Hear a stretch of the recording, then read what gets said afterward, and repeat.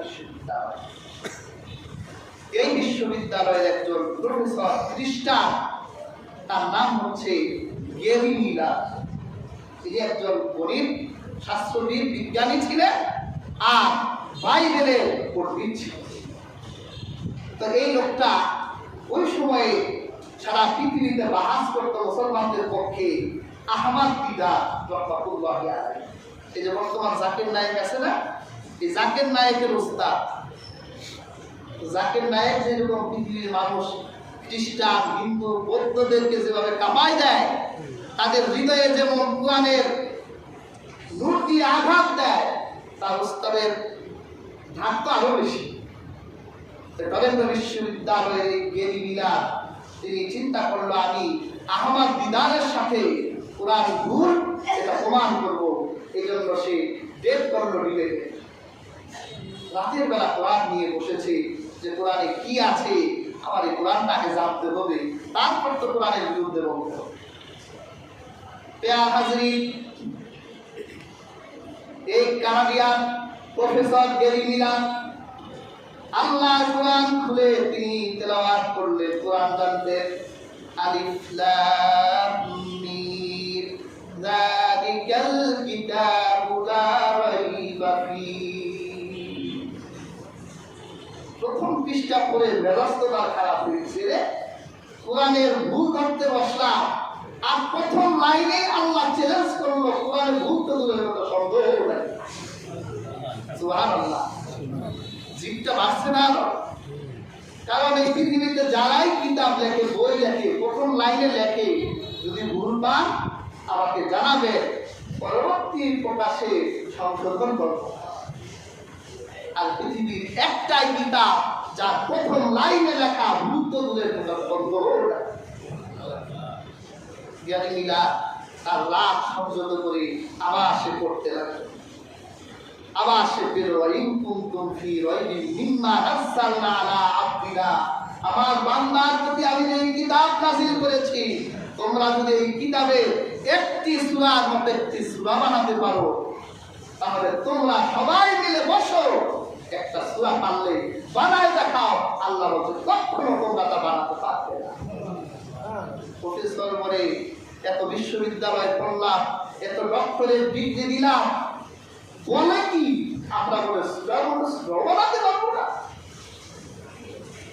আবার সে তেলাওয়াত করতে করতে সূরা আল ইমরানে গিয়ে সে মুগ্ধ হয়ে গেছে। সুবহানাল্লাহ। প্রিয় হাজিরিন, খ্রিস্টানদের নবীর নাম হলো ঈসা। ওরা বলে যিশু, জিসাস, আমরা বলি ঈসা নবী। আর ঈসা নবীর মাকে আমরা বলি মারিয়াম, আর তারা বলে মেরি, মাদার। এবার সূরা আল ইমরানে গিয়ে দেখে তার বাইবেলের ভিতরে তার মা মারিয়ামের প্রশংসা আল্লাহ পাক যেভাবে করেছে, কোরআনে তার মা মারিয়ামের প্রশংসা আল্লাহ তার চেয়েও ভালো করে করেছে। তার বাইবেল ছাড়াই গেছে মারিয়াম আলাইহিস সালামের ঘটনা আল্লাহ কোরআনে। এমনকি আল্লাহ কোরআনে একটা সূরাও নাযিল করেছেন, সূরার নামই হচ্ছে মারিয়াম। সুবহানাল্লাহ। এবার তার মনটা নরম হয়ে গেল। আমি বাইবেলে আমার মা মারিয়ামের শান যখন পাই নাই, কোরআনে তো তার থেকেও ভালো হবে লেখা। আল্লাহ কোরআনে মারিয়াম আলাইহিস সালামের নাম 34 বার দিয়েছে।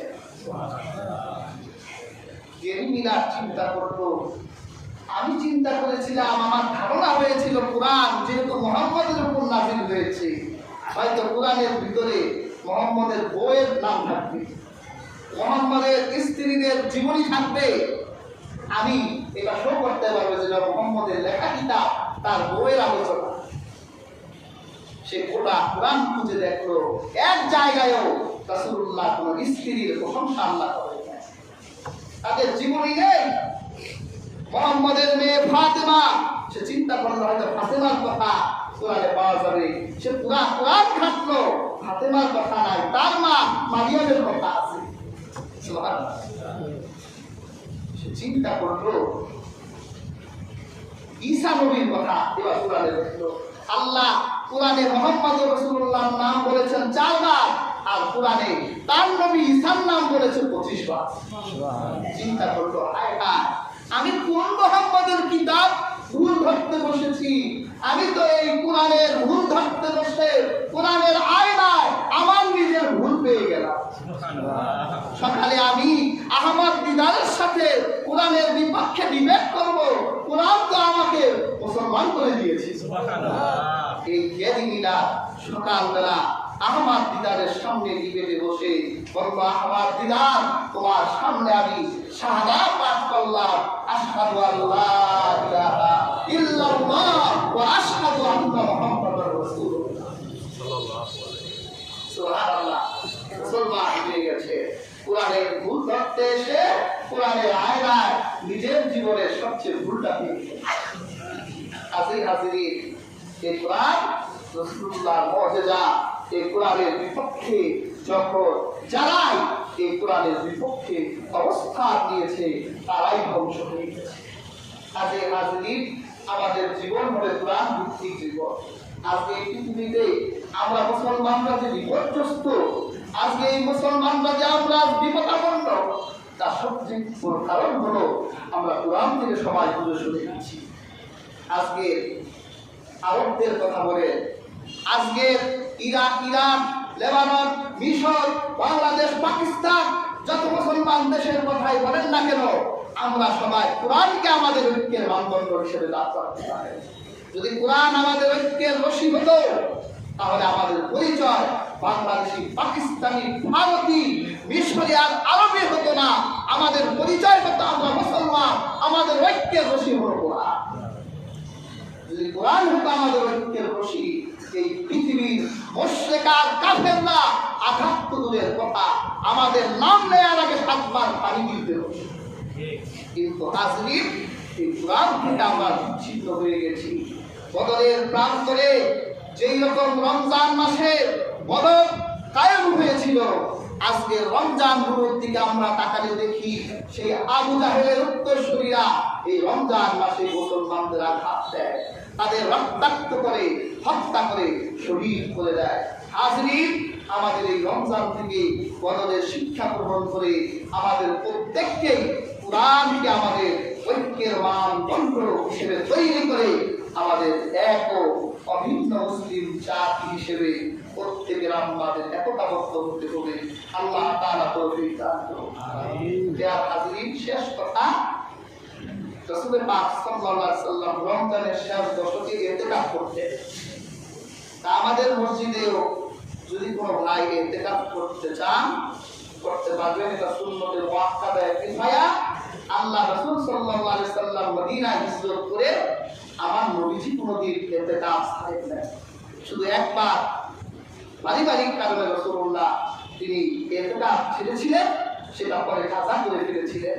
আল্লাহ রাসূল বলেছেন, যে ব্যক্তি আল্লাহ সন্তুষ্টির জন্য একদিন ইতিকাফ করবে, আল্লাহ তাআলা সালাসা খানাদিক বলেছে যে জাহান্নামকে আল্লাহ ওই ইতিকাফকারী থেকে 3টা খন্দক পরিমাণ দূরে সরিয়ে দেয়। সুবহানাল্লাহ। আল্লাহ রাসূল বলেছেন যে আল্লাহ সন্তুষ্টির জন্য ইতিকাফ করে আল্লাহ তাআলা আমলনামায় 2টা উমরা, 2টা হজের সওয়াব লিখে দেয়। এবং রাসূলুল্লাহ আরেকটি হাদিসে বলেছেন, যে ব্যক্তি ইতিকাফ করে, ইতিকাফ করার কারণে আল্লাহ তাকে সমস্ত গুনাহ থেকে বাঁচিয়ে দেয়। এবং কি সে যেই এলাকার বাসীর পক্ষ থেকে ইতিকাফ করলো, ওই এলাকার যত মানুষ যত নেক কাজ করবে, সমস্ত নেকের সওয়াব আল্লাহ ইতিকাফকারীর আমলনামায় লিখে দেয়। সুবহানাল্লাহ। মনে করেন এই সমাজের একজন ধনী 100 জন লোককে ঈদ সামগ্রী যদি হাদিয়া দেয়, যত সওয়াব হলো ইতিকাফকারী আমলনামায় সওয়াবটা চলে আসবে। যদি কোনো লোক, কোনো ইমাম, কোনো আলেম, কোনো সাধারণ মানুষ রাতে তাহাজ্জুদের নামাজে দাঁড়িয়েছিল এলাকায়, 100 জন লোক যদি দাঁড়ায়, 100 জনের তাহাজ্জুদের সওয়াব তার আমলনামায় চলে আসবে। যদি 100 জন লোক ওই এলাকায় কোরআন তেলাওয়াত করে, 100 জনের সওয়াব তার আমলনামায় চলে আসবে। হাজরিন, ইতিকাফ এত গুরুত্বপূর্ণ একটি ইবাদত। কাজেই কোনো ভাই যদি আগ্রহ করে যে আমরা মসজিদে ইতিকাফ করতে চাই, ইনশাআল্লাহ আমাদের হৃদয়ের দরজাও খোলা, মসজিদের দরজাও খোলা, ইতিকাফ করবেন। আল্লাহ তাআলা আমাদের প্রত্যেককে ইতিকাফ হিসেবে কবুল করুন।